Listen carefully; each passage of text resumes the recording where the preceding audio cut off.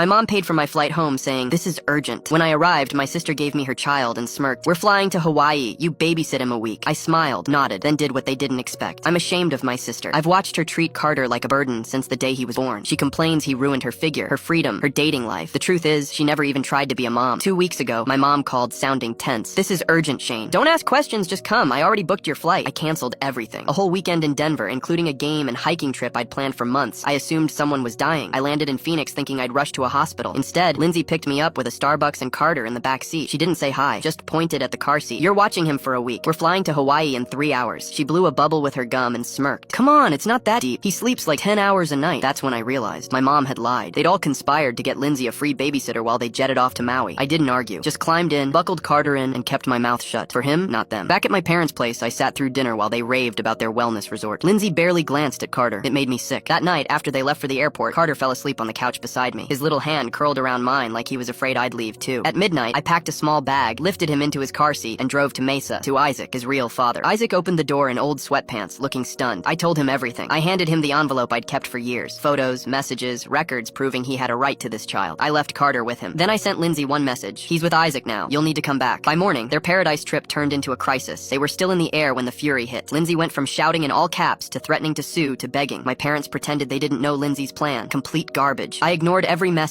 I wanted the reality to settle in while they were 3,000 miles away, helpless. When Lindsay got through around 8:30 a.m., she was hysterical. "You gave my son to Isaac? Are you insane? You don't seem to want him," I said. "He looked happy to see someone who does." She accused me of kidnapping, said Isaac wasn't even the father. "You could try court," I said, then hung up. An hour later, flight changes. First class. They were heading back after barely 24 hours. So much for the wellness retreat. I checked into a hotel and shut off my phone. Let them panic. That night, I visited Isaac again. He looked exhausted but glowing. Carter was curled in his lap, snoring with a toy truck on his chest. "I thought he'd freak out," Isaac said. He didn't. He just looked at me like he remembered. Fell asleep holding my sleeve. We talked for an hour. He told me he never believed Lindsay when she said he wasn't the father. He offered to take a test, but she blocked him, ghosted him, made up a new story. He gave up because he thought he didn't stand a chance. Now, he had one. The next morning, I drove to my parents' house. Lindsay's car was already there. When I stepped inside, it felt like a courtroom. Lindsay pacing. My dad silent, arms crossed. My mom looked like she'd aged overnight. "What you did was reckless and cruel," my mom started. I told her what they did was worse. Lying to me. Abandoning Carter. Running off to Hawaii. "You had no right," Lindsay snapped. "He's mine. Isaac isn't even his dad." "You sure?" I asked. "Because I've got emails, photos, texts, everything you sent before you started lying." She froze, then scoffed and said something that stopped everything. "Whatever. I don't even care. I'm pregnant again. This guy from Tucson. We're not even sure we're keeping it. Carter's Isaac's problem now." My mom blinked. "What did you say?" Even my dad looked stunned, like he'd finally seen Lindsay for who she really was. I walked out without another word. Back at the hotel, I started making calls. Lawyers, court clerks, people who'd handled custody battles. Isaac needed support, and I was going to help him build the case. If Lindsay didn't want her child, fine, but she wasn't deciding who could love him.